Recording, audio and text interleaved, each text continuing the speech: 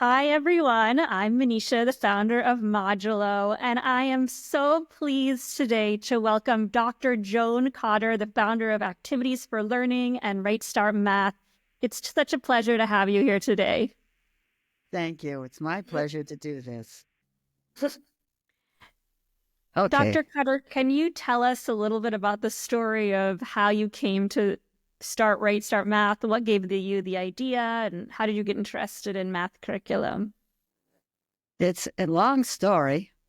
It started way back when I was in ninth grade. I had an algebra teacher, Miss Habermel, and on Fridays, she used to write on the board all the assignments for the next week. And I liked to spend my weekend seeing if I could get them all done before Monday morning. I rarely made it, but I had fun trying. Then the following year, I came down with rheumatic fever in December and could not attend school. So I had to learn geometry by myself, and my parents did not help me. If I had a question, and I had no phone in my room, if I had a question, I had to write it out, have my parents mail it, and wait for the answer to come back. So obviously, I did not ask very many questions. Then my junior year in school, I could only take two classes. I had to go home before lunch because I was still recovering. And I liked science, but all the science classes were on third floor. I could not climb stairs, and they had no elevator that I could use. So I took chemistry at home. Then one day, my dad he saw an ad in an industrial magazine explaining what engineering was about. And he ordered it for my brothers. I have twin brothers 13 months younger than I am. And I still remember that afternoon. I read that book from cover to cover, and I said, I'm going to be a chemical engineer. As I really loved chemistry. Well, chemistry, I couldn't do that because I didn't have the stamina. There are 4-hour labs in chemical engineering on concrete floors, and there's no way I could handle that. And in those days, you did not have to make accommodations for people with problems. So I decided on electrical engineering, primarily because it has more math. Mm. And I was the only woman student in my class, 300 guys.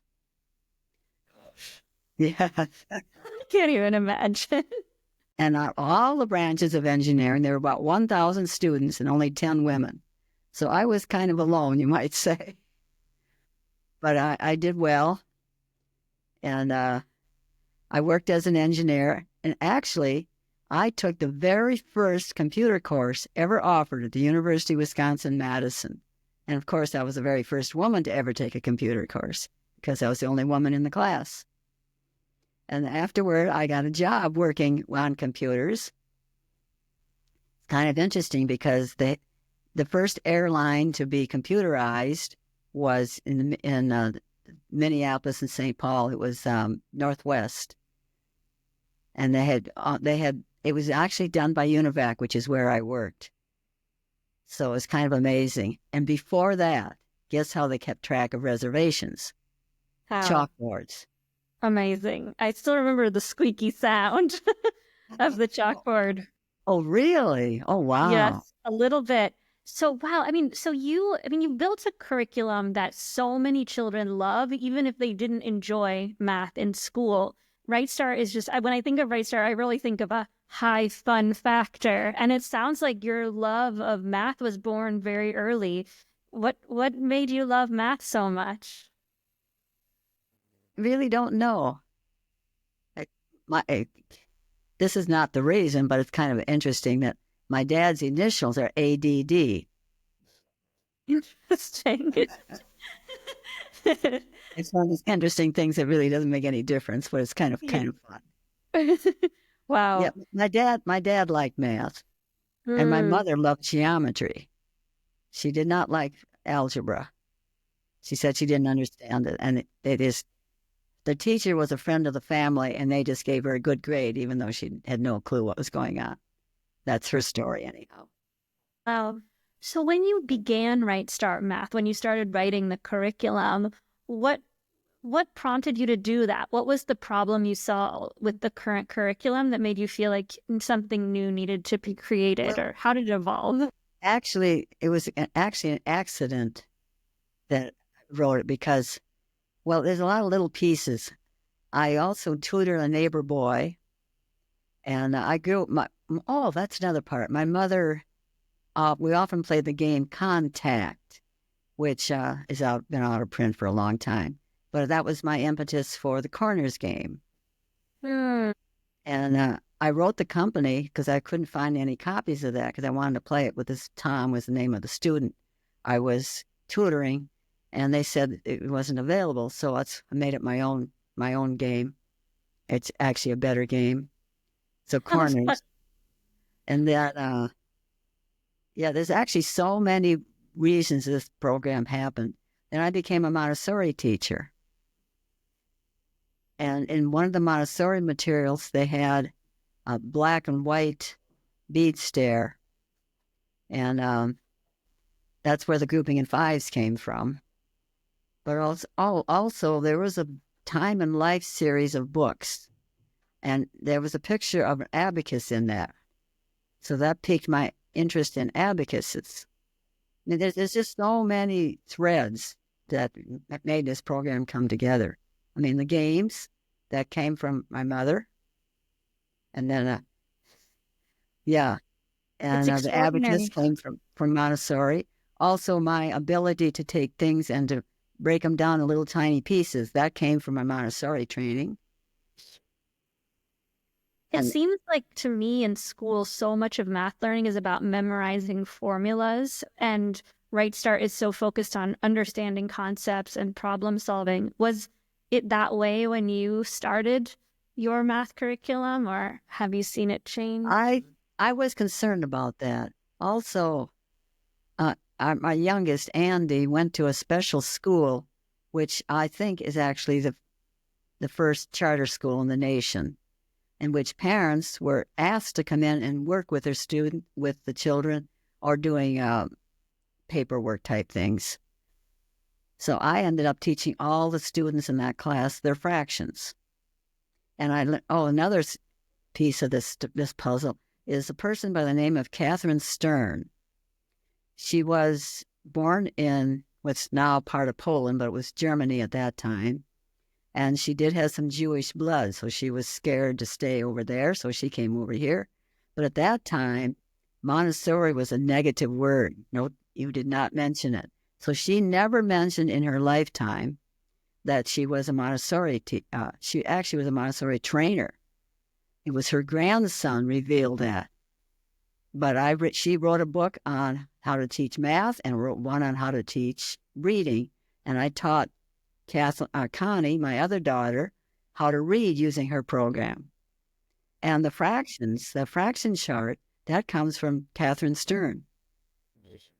So, what were the things that people were saying or thinking about Montessori? What was the negative impression of it? Well, in those days, people thought kindergarten children couldn't learn anything. Kindergarten was for play.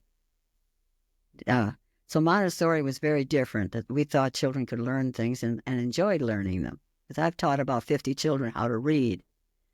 And of course, I've taught many of them how to do their math. And I slowly, when I was teaching as a Montessori teacher, I slowly taught, and I introduced some of my ideas and had them playing some of the games there, which Mm. they enjoy, especially go to the dump. And Wow, I feel like in some ways it's gone to the opposite extreme now, where people don't see the value of play in kindergarten at all. And your program has shown that learning is play, and learning can be play, and play can be learning. well, yeah, well, really, what's the difference between work and play? I mean, yeah, play as being creative, I think. Although we play games and you're not very creative there when you're following the rules, I don't really know the difference. Maybe work, you get paid for it. I mean, I feel like if you're doing work right, if you're doing work you love, it is a game, right? Yes, Like, I mean, if we didn't see our businesses as games, it would be much harder. yes. So Yeah, it's cooking too. Is that work or play? I mean, Yeah, I some guess it people depends do. on if you like to cook or not, maybe. Yeah, I think Yeah. that's it right there. If you like doing it, it's play in quotation marks. And if you don't, it's a chore. I think maybe chores might make more sense. Chores are Maybe. something you have to do whether you like it or not because someone or something is dependent upon it. So I maybe think that's maybe a really great definition because so when I think that's why there's such a movement around self-directed learning and free play and non-coercion, because some of us see that children do learn better when they are free to learn. yeah, so then it's up to us to make them want to do it. And I also like to think Absolutely. about the idea, the difference between concentration and paying attention. Because the rule of thumb is that a child can pay attention as many minutes as their age. So a 5-year-old can pay attention for 5 minutes.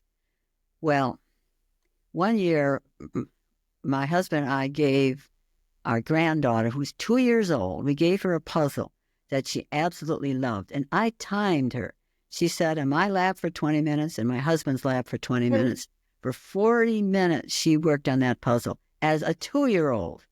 Now, according to paying Beautiful. attention, it should have been 2 minutes. But if it's something they're really interested and want to do, obviously we did not force her to solve that puzzle. For 40 minutes, she worked on that puzzle. So that's the key. If something is somewhat challenging, not too challenging, somewhat challenging, not too easy, when it's the right where you are, and all the conditions are right, and you're not disturbed, or the bell doesn't ring, making you stop, then you can learn to concentrate. And learning to concentrate is like sleeping. You can't directly will it. But if Mm, all the conditions are right, it happens. And it's our job to make the conditions right. So absolutely. that's what we emphasize in Montessori. I So love that because there's so many different forms of engagement in a child, so it's silly to say a 2-year-old can't concentrate for 40 minutes so they could play in the playground for 3 hours. That's a form of concentration. But I really like how you know, if you're talking about forcing a child to pay attention, yes, 5 minutes is a stretch even for a 5-year-old. But if we then shift the responsibility to ourselves about keeping them engaged, that changes the whole equation. It's such a good way of framing it. exactly, Manisha. Yes. Mm. Yes, that's what it's about. So I've been influenced. Engineering gave me I know how math is used in the real world. I also taught junior high math, and I had to go back to school to be certified as a teacher because, as I said, Montessori plus engineering equals zero as far as education goes. So I had to get a math major, and I'll take engineering math any day to a math major math. Yeah.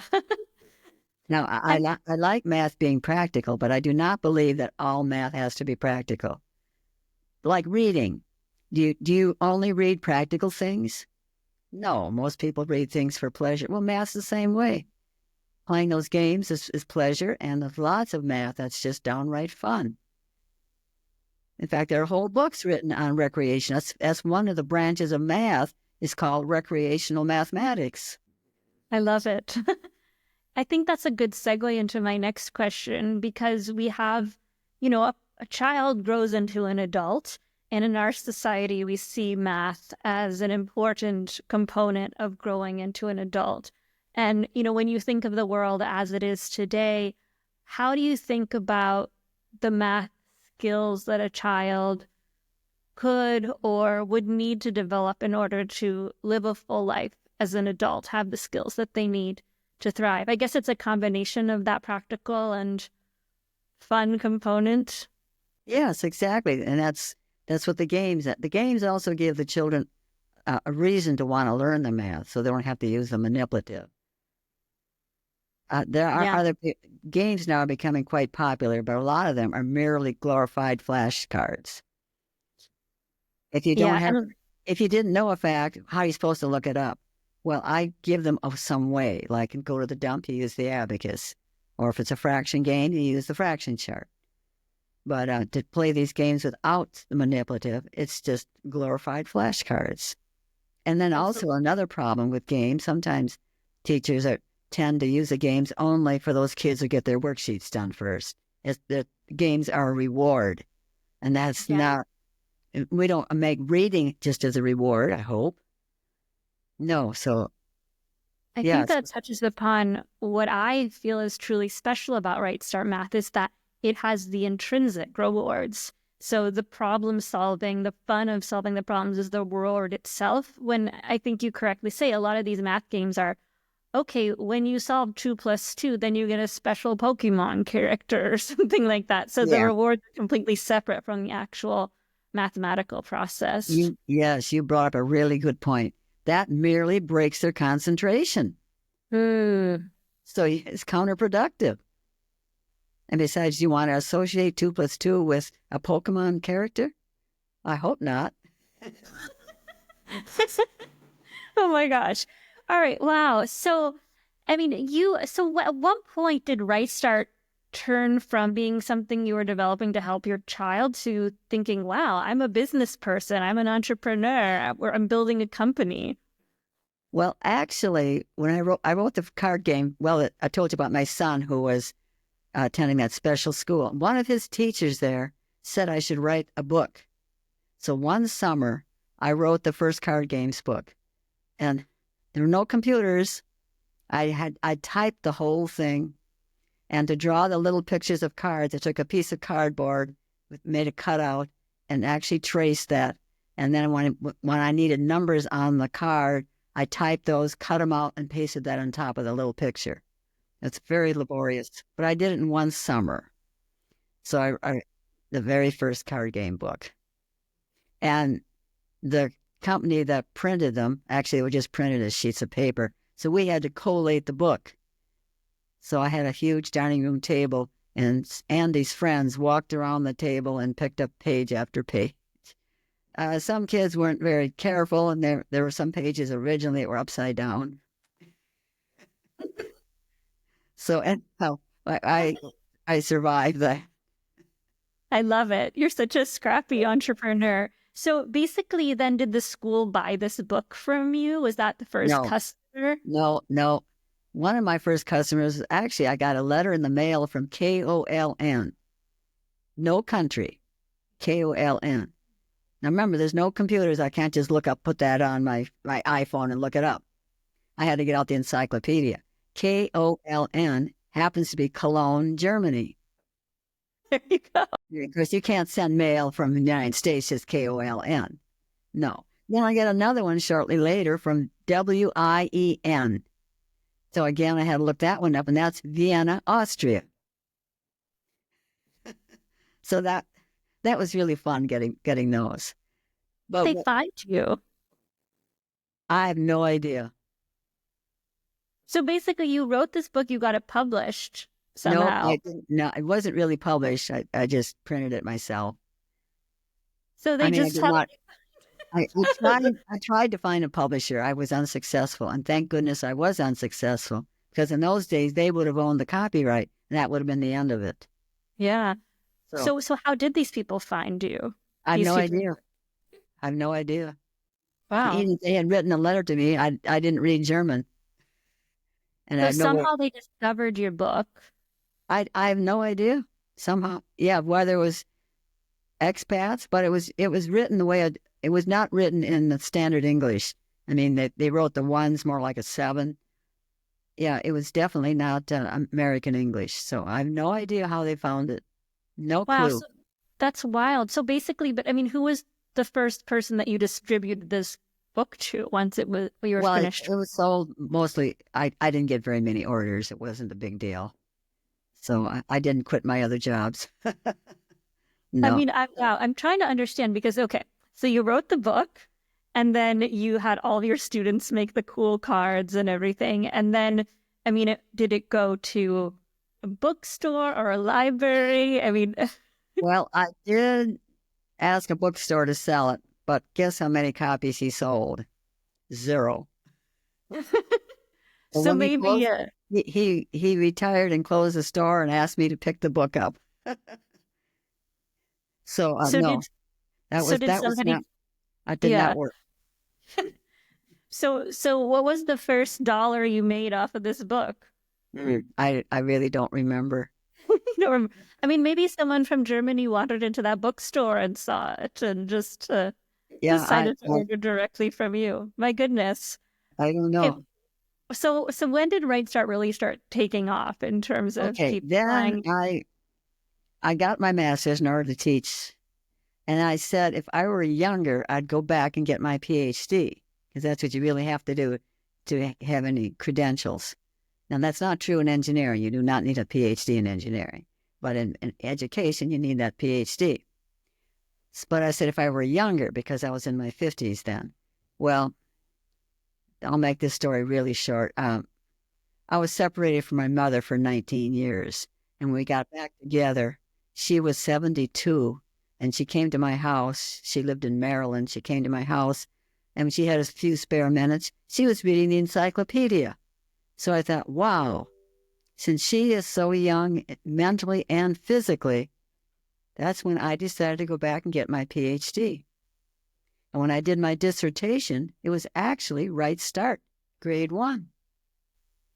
And I did not intend when I got my PhD, I intended to spend my time doing professional development. But the school, because they saw the tremendous difference between the class, there were 2 classes, the class that was doing my program versus the class doing traditional. In fact, they tested both classrooms, and the one doing the Right Start scored the 99th percentile as a class. I mean, you can't get any better than that.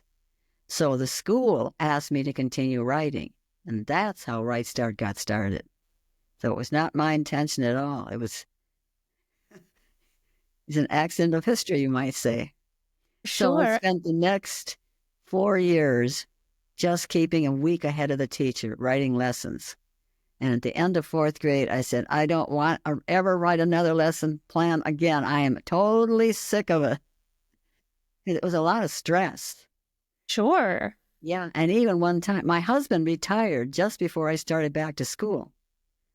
So one time we needed to drive out. Now I live in Minnesota. We needed to drive out to California as he was he was a director for the corn growers. We needed to drive out to California in an E85 car. And I had to keep writing lesson plans. So I sat in the back of the car, and I had severe motion sickness in those days. So I wore a sunbonnet. I put my mouse in the cup holder, the light from the computer, and this was in February when there wasn't many hours of daylight. So when I got out from places, then I would fax the lessons back to the school. Such It sounds dedication. so primitive today, but that was all that was possible because I had to keep working. So, Wow, it's amazing. I mean, it's so clear to me. I mean, so many of our homeschooling families use Right Start Math, and I'm curious about that as well. But even, now every time you go on the internet, people are talking about the new AI math tutor or online math game, and yet still Right Start Math continues to be so relevant and important and add so much value compared to these AI tutors. I wonder, in this modern day, how you see the value of hands-on learning when it comes to well, math. yes, it isn't not only hands-on learning; it's asking the children the questions. And Mm, if you use a computer, how do you know what the answer is? The best they can just let them choose one of several answers, but you cannot ask them to explain. Ask the child, how do you explain that? How do you know whatever number wherever you're trying to do? How do you know that? You can't ask the computer cannot ask the children that. And if you notice, most of those they're still drill and kill with a lot of rewards thrown in, which merely uh, breaks their concentration. So you really, it can work for the upper grades. I mean, I learned math on my own in 9th and 10th grade, but I certainly could not have done that in 1st and 2nd grade. But you need a person there and to encourage you. for Yeah. sure. Yes, you need another human being. I used to say, if you could just shove a worksheet under a child's nose and expect them to learn math that way, believe me, the public schools would have done that years ago and we would be a nation of geniuses. Are we? It's so true, Dr. Cotter. I mean, I even feel like, there are AI tutors who can ask students to explain the problem and kind of listen to their language and hear if they got it right. But as, a tutor myself, there's so much emotional intuition that goes into that process. For example, sometimes it's a good time to ask a child to explain, and other times it's a good time to be silent and not push them.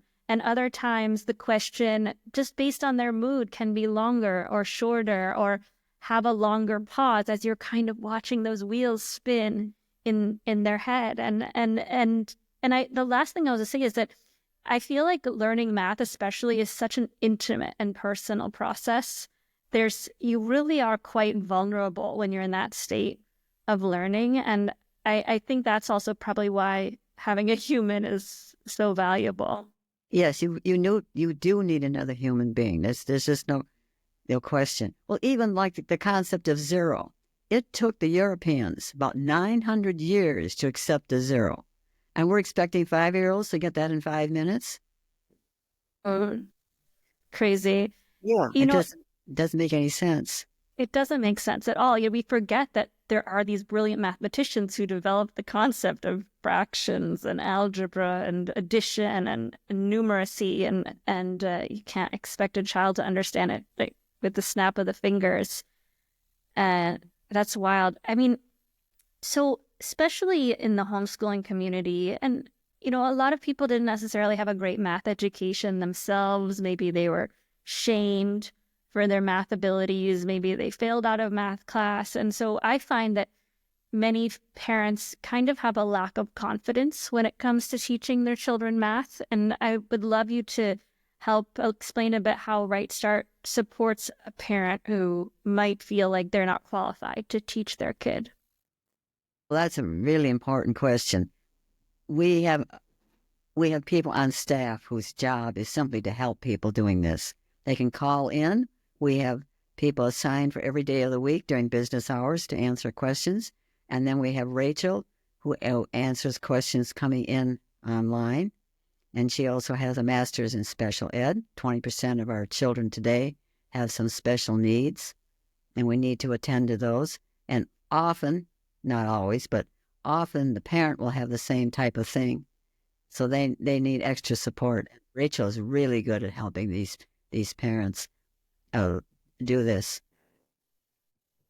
Something else I want to mention, that I'm now on the second edition, and the difference between the first edition and the second edition. The first edition, all the little pointers that I wanted the teacher to be aware of, or why we were doing this, why we're doing that, was embedded right into the text itself. So you had to skip that when you're talking to the child. When I did the second edition, I have 2 columns. The right column has all these little extra things, and the left column is exactly what you do and exactly what you say and the questions you ask, and the answers are in square brackets. You don't have to wonder if they gave the right answer. But on the side, the explanation. And your second time or third or fourth time through, you probably won't even need to look at the right side. So that greatly improved the program. So that was one thing we really big difference between the two. And we put more games in. So many subtle details. And your daughter told me that you're constantly working on the curriculum and evolving and improving it. How does that process look like? How do you identify areas where it can improve? And well, games. I just came up with a new game just a month ago.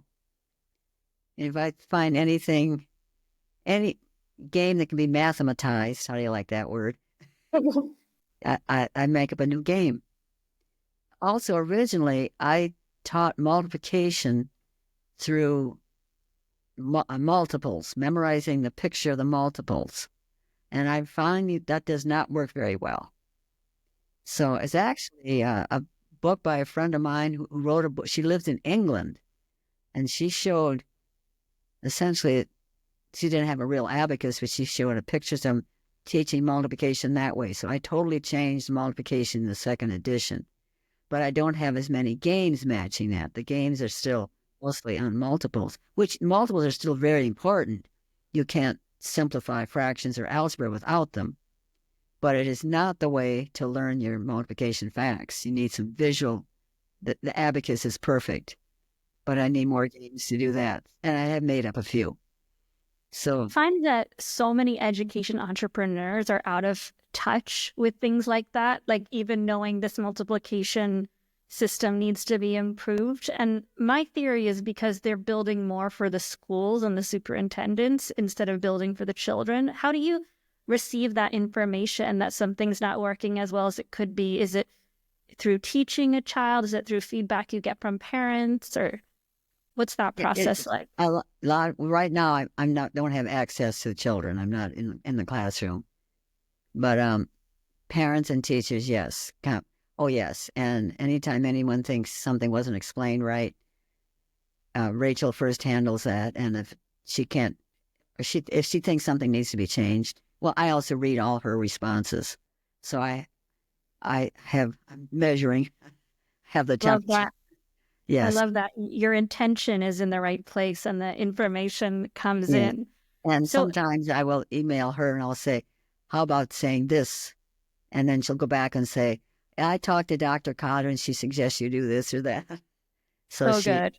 she's willing to listen right to the instructions, and which is really nice. So Wow. then So there people are, often come back and they'll thank us for doing it. oh, I love that. I mean, it means so much to a customer to hear that their feedback is listened to and that it makes an impact for their child. And I know homeschoolers love to give their opinions, so that's helpful. So there's many people in our audience who are teachers, who are education entrepreneurs, writing their curriculum, or they're interested in maybe becoming education entrepreneurs. It sounds like, I mean, I might be wrong here, but you managed to build a very successful company without raising a ton of venture funding or doing a huge multi-million-dollar marketing campaign. What advice would you give to someone who's maybe interested in starting an education business, especially as a teacher? Well, that's an interesting question because I did it so many years ago. The climate today is so different. Well, you need to have a good banker, I suppose, for one, because we built our own buildings, and we did not we well we got the usual mortgage, but we don't have anybody else that's Bankrolling you. no. So did you do paid advertising, or was it just this first school started buying and then other schools wanted it? Did it kind of grow organically? Well, it grew mostly in the homeschooling market. In Hmm. fact, the first time I ever heard of homeschooling, because my children were past that age when it was legal to do it. Kathleen says this too, and I used to say this a lot, that I didn't homeschool my kids, but I taught them after school, weekends, and summers, and they will attest to that. I did that. Anything I really wanted them to learn, I taught them myself. That's how I Hmm. worded it. Yeah, everyone is homeschooled during the summer, or in a certain sense. Well, my Yeah. kids played every single game in that game book one summer. Every single, and they learned all his fractions just by playing the games in order in that chapter. So that's how I knew those games worked, because he has mild learning disabilities, so that really helped him. And I became very interested in learning disabilities. It seems like a lot of kids do struggle with fractions. I know they were not my favorite. How does Right Start help children learn Well, the fractions? problem with fractions is our culture. But the word fraction to most people means a little tiny bit. If I say to you, Manisha, I only got a fraction of my work done today, you know I'm not jumping up and down for joy Hmm. because So negative. it means a small part. Well, that's not what a fraction is. A fraction is merely one number divided by a number. Hmm. Three halves is a fraction, right? Hmm. So Big. maybe I got three halves of my work done today. Uh-huh. So Yeah. and so often it's taught that fractions are less than one. It used to be about 500 years ago. Come on, folks, catch up. Fraction is one number divided by another.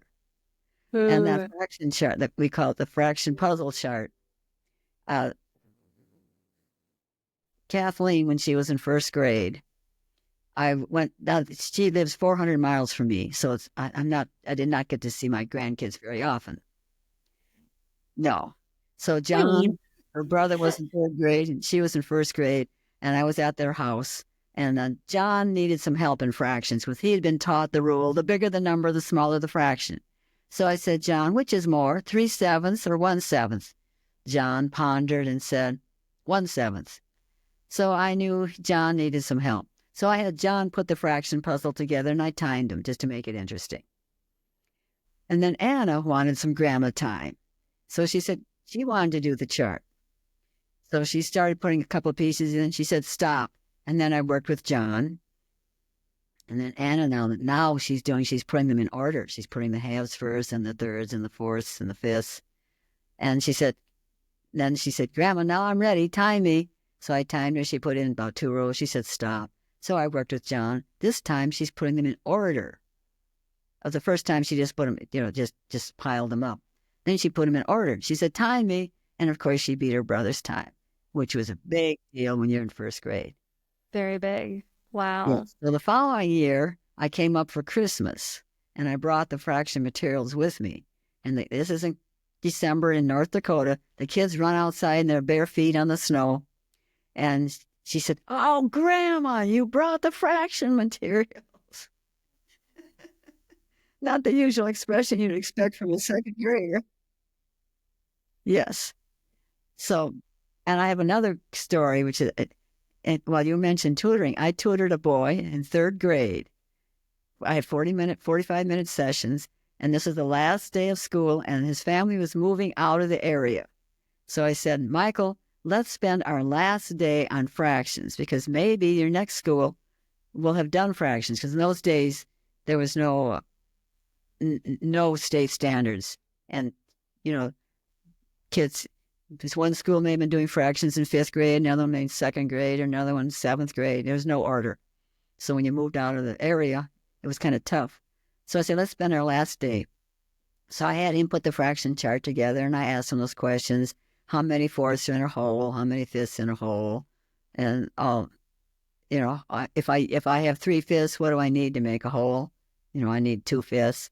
So he was using the chart. And at the end of the 45 minutes, I said, now, Michael, don't think you know everything to know about fractions, because we have not done something like 1/8 plus 1/4.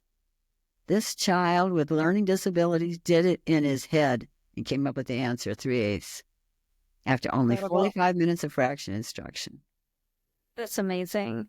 Yeah, it's the materials. Yeah. And Wow. I thank Catherine Stern for that. That's I'm so eager to dig more into her work.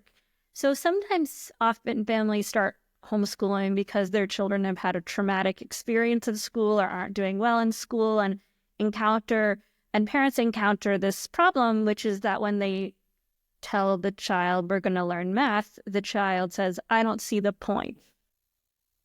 How would you address that question from a 8 or 9-year-old child? Yeah, it's actually young children. I don't tend to say that, but I did have that happen when I was teaching middle school.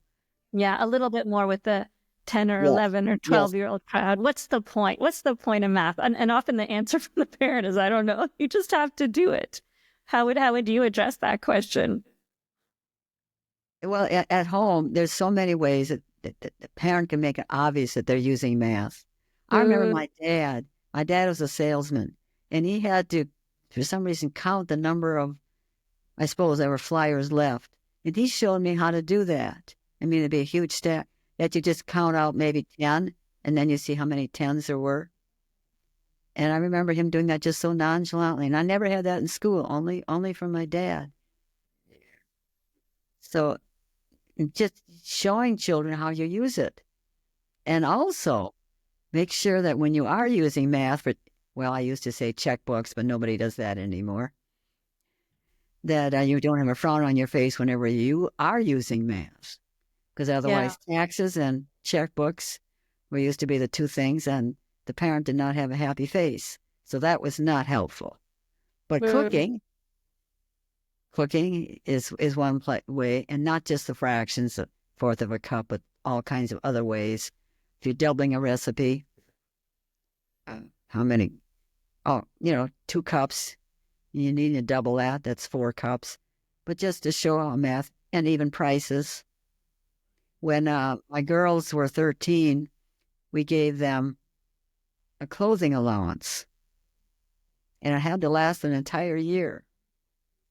And I don't think Kathleen minds if I tell this. The first year, she spent a lot of money on a nice, beautiful ski outfit. We were downhill skiers. And Connie, just a year younger, she learned a lot from watching Kathleen. She would buy Kathleen's clothes when Kathleen outgrew them. She was happy to wear hand-me-downs because she would have the money. Kathleen also then, she would invite me to go along to help her decide whether she should buy something or not. I was a consultant. I was not the one that held the purse strings. She held the purse strings. So an entirely different relationship we had, which was very nice.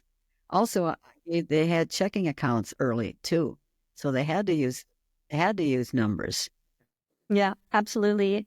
And I do think the starting point is looking at your own relationship to math, because if you have negative connotations around math, once you start working through them, it becomes easier to draw your child's attention to all the ways that you use math or in your life or can't use math because you didn't learn the skill. And and I've talked to a lot of parents also at homeschool shows. That's where I learned a lot of things. And so many parents have told me, usually the mothers, they've told me they can tell me the day they became had math anxiety. It was because of flashcards and time tests. Yep, absolutely. And there's no reason to subject your child to flashcards and time tests. So I say the only person that likes the flashcard is the person who doesn't need them. The engineers didn't mind. They didn't mind them because they didn't need them.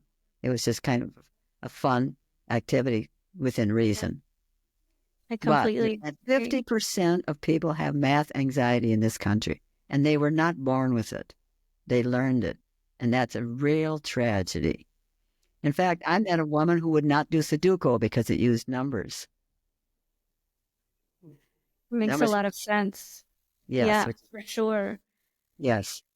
And it's hard to get your head around that idea of not having to do well at time tests. I think so many people associate intellectual ability with how fast you can solve a problem. And speed is, not how you make big mathematical breakthroughs. At least no one becomes a mathematician because they like to do flashcards or they like to do time tests. Absolutely. You see the beauty and the patterning of math. That's what's interesting. That's what we need to spend more time on, and stop spending all the time on learning their facts. Yeah, exactly.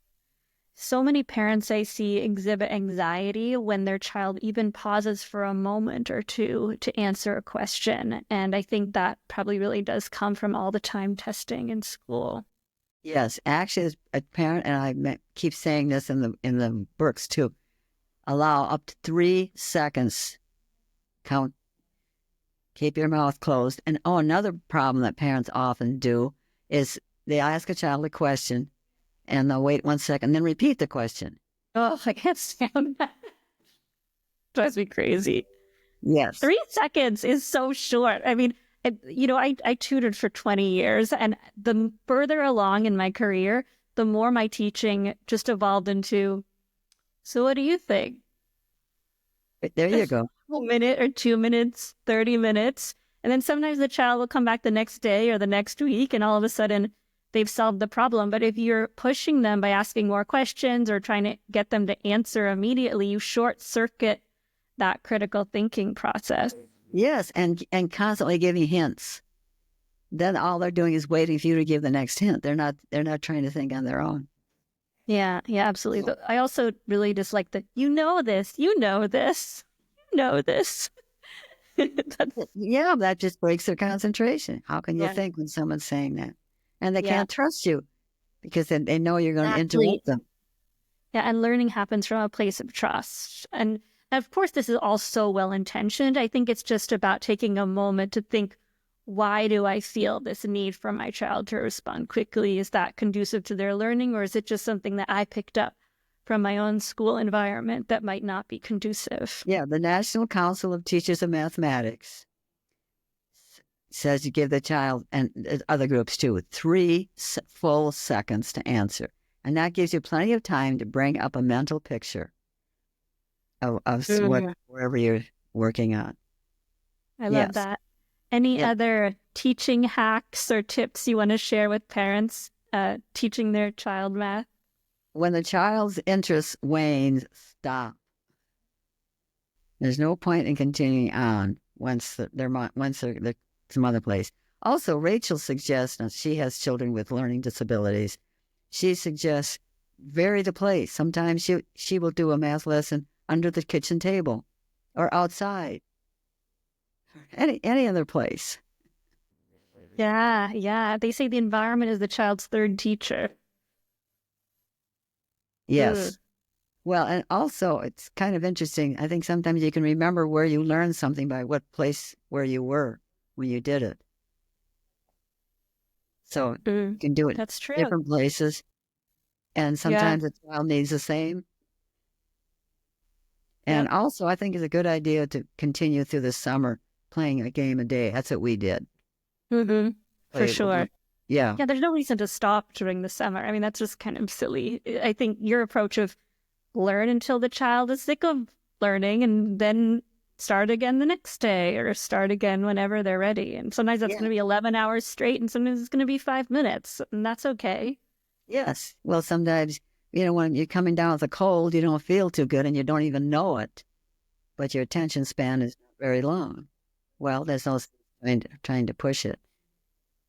So we often recommend Right Start to parents who have gifted or profoundly gifted children in math. And occasionally a parent might not be very or not consider themselves very good at math. And they can see that their child's brain is much more accelerated when it comes to learning math. And that parent might feel like they need to hire a tutor or an expert. It might be a situation where, the dad is a math professor and the mom teaches history, but the mom is the one who is at home who can, has the time to teach the child math. What kind of advice would you give to a parent in that situation who has a really accelerated kid and they might not have the same mind when it comes to math? Do you think that parent can still help their child learn, or would you advise hiring a tutor? Well, yeah, I think hiring a tutor is in certain cases is a good idea. For example, that boy that I did, the neighbor boy, the very first one, yeah, his mother was, well, kind of flaky. She's We not won't tell her. around. No, she's not around anymore. I'm not going to use any names, but Yeah. yeah, it's also talking about going through the summer in Minnesota. We have only 175 school days a year, which is usually the lowest in most of the states. And the United States has fewer school days than the rest of the world. So in Minnesota, we go to school the least amount of time, yet our students do quite well. So yeah, it's kind of interesting. It's an You know, interesting. in England, they have 6 weeks for the summer vacation. Oh. To what But do you attribute that? well, have you ever been in a lot of classrooms? Well, homeschooling, you can usually do the whole thing in half a day. There is I so mean, that much. one-on-one learning is so fast and effective. Well, schools now are learning tutoring works. Well, tutoring is homeschooling at school, isn't it? Yeah, absolutely. Yeah, it's one-on-one. Well, that's what a parent does most of Yeah, the time. absolutely. And Oh, and parents. Minnesota, in Minnesota's case, should they integrate tutoring or is it just a better curriculum? Why do you think that their school system is doing better? Well, we do not do well with the non-whites. Mm. Actually, one of the worst in the nation. I don't know what to attribute all that to. Yeah. I mean, I Yeah. think it just points out it's really more about quality than quantity, but even you do definitely highlight how effective that one-on-one learning is, regardless of whether you're a trained teacher. Wow. Well, I that's what mean, Montessori is. It's one-on-one or very small groups. mm, And then often your peers are also teaching you. I'm sorry, I think you were saying something. no, absolutely. I mean, I think it's such a great example of Montessori and then how, a tutor doesn't have to be some professional with a PhD or a certified teacher. It can be a kid who's a little bit further ahead in the curriculum than you. It's just about having that trusting relationship and the ability to move forward at your own pace. I That can be true, but also I've noticed that teenage girls, when they're babysit, they will do everything for that baby. They'd breathe for the baby if they could.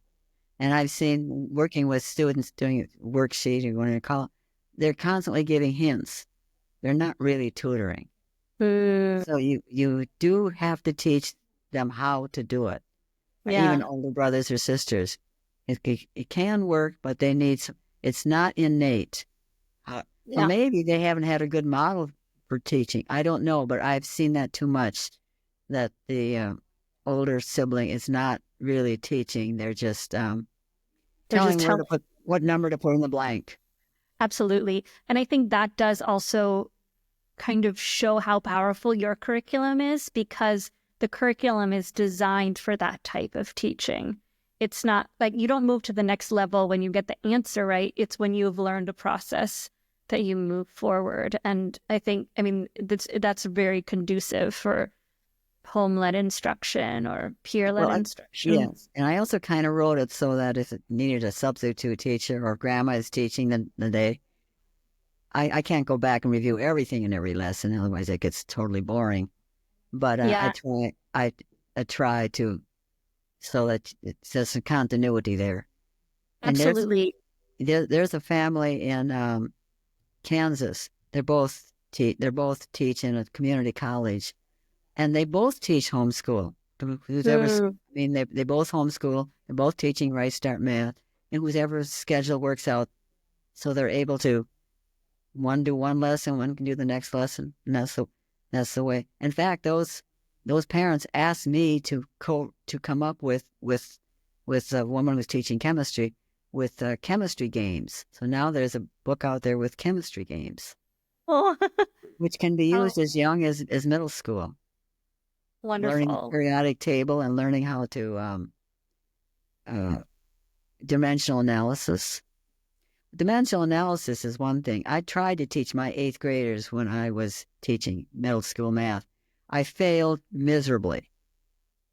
Mm, So I was really kind of concerned about putting it in the curriculum.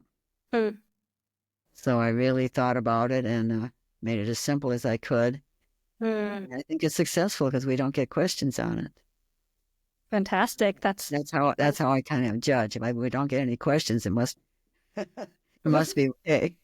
Yeah, for sure. Well, Yeah. Dr. Cotter, I just think you're an international treasure. I'm so grateful for your work. Is there anything really important I didn't ask you that you want to highlight before we Well, say I goodbye? think it might be interesting since you mentioned international that there is a store in London which is selling Right Start Math, and of course Fantastic. one in Canada. Yeah, yeah. I mean, I know that homeschoolers all over the world use it, and it's such a valuable curriculum for gifted kids, for kids with ADHD, for dyscalculia, especially a lot of parents might find their kids are not really doing well with these online math curriculum, and Right Start is such a great fit for them. So I just appreciate you and what you do, and I'm so grateful to you for taking the time with us today. There's one more thing, if I can put that in there, Please. and that is for students who are having trouble is our tutoring program. And Yes, the tutoring program. Tell us more yes, about it. yes. Yes. Well, Kathleen is the one that did that, based, as she says, based on the work of Joan Cotter. But she just took one number sense, just simply to get kids caught up on one topic, or then there's an addition and subtraction book, and another tutoring book on multiplication and division, and she's going to be writing one on decimals and percents. So that's another way to help kids who are way behind to get caught up. Yeah, and Kathleen and I did talk a bit about that program on the show in the last episode, and I think that it's really valuable because sometimes when kids are behind, they're forced to learn the entire curriculum when they might already know certain pieces of it, and this helps them catch up with the foundations that they might be missing really quickly so they can jump back up to their level. It's a fantastic idea and such a great example of how you evolve as needs evolve in the community. Well, this has been a pleasure, Manisha. It's been such a delight. Again, I'm just so honored, Dr. Cotter, and we have a link to Right Start Math in the show notes, so anybody who hasn't had the chance to try it can, and just a wonderful program and really popular with our families. Also, they have just extraordinary customer support, so any family who might not feel confident about teaching their child math, Right Start has you covered. And just thanks so much for being here, and I hope you enjoy the rest of your day. Thank you. Thank you.